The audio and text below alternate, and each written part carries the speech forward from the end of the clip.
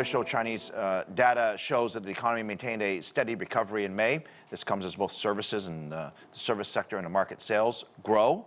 Zhang Chengying has more. China's index of services production in May increased by 11.7% year-on-year. That's according to the National Bureau of Statistics, as the sector continued to recover from the impacts of the COVID-19 pandemic. In the first 5 months, the index of service production increased 0.7 percentage point, faster than in the first 4 months. Specifically, index of service production of accommodation and catering grew by 39.5%. In May, the total value added of industrial enterprises above a designated size grew steadily by 3.5% year-on-year. Market sales continued to recover by 12.7% year-on-year, with upgraded consumer goods going up fast.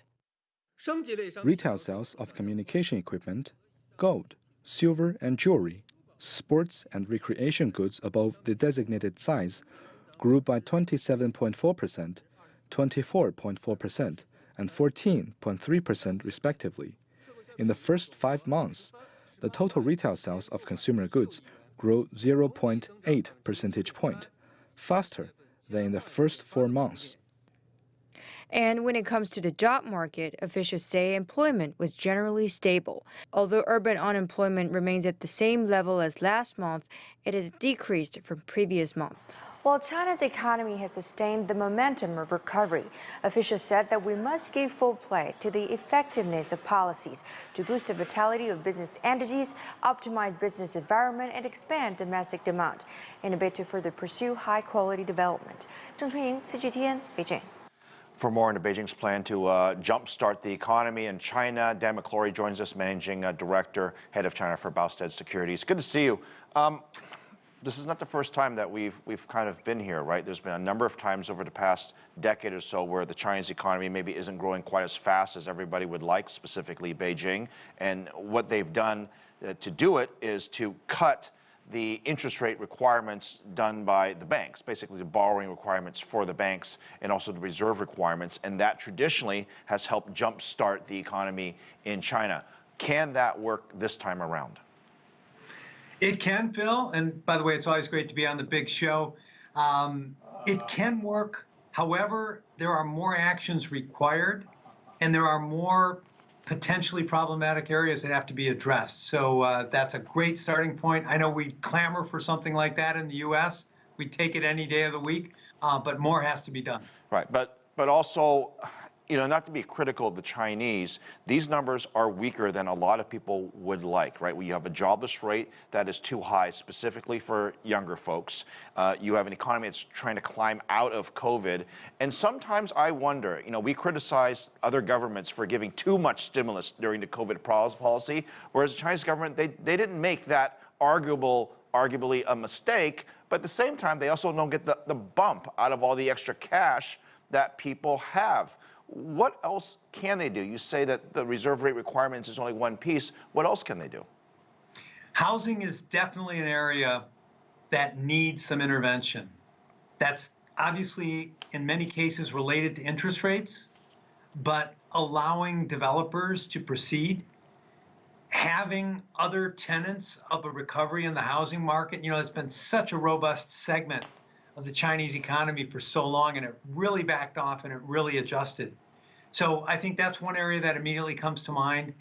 But I think the approach, Phil, and things you're getting at, like there are calls for stimulus, I mean, that are coming out of the private sector in China. And then there are what I would call the equivalent of the informal Presidential Council of Economic Advisors that are being asked for input, and they're being asked for ideas on what can be done. This is very interesting.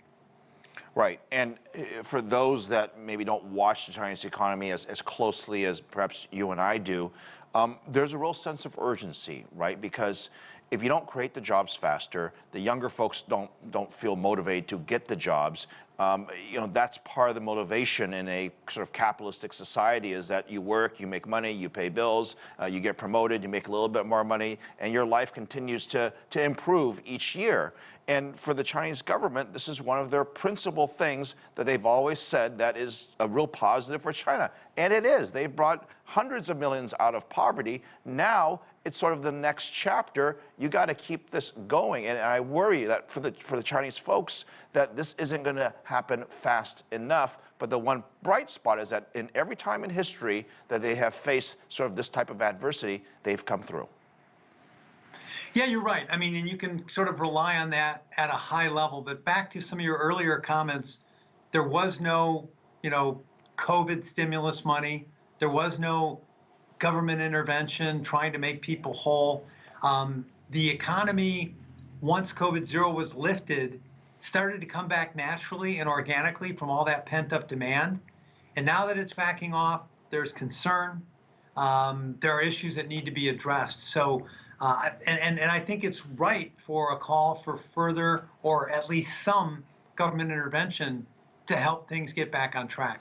And then there's the sort of tricky discussion of what China did during the time of COVID, right? There were lockdowns.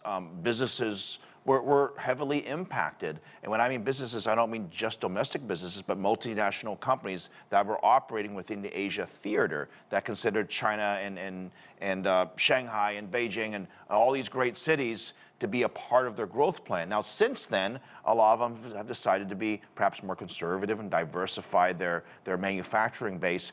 Some call it onshoring, but the point is they're diversifying.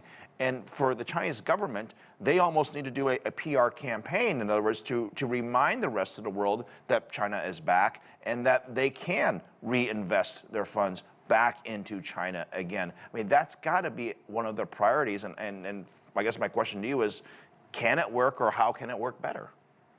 That's certainly an important call to action. Like, what can be done? Of course, we know that China's been rebalancing the economy well prior to COVID, from manufacturing to services to a consumer and a consumption-driven economy.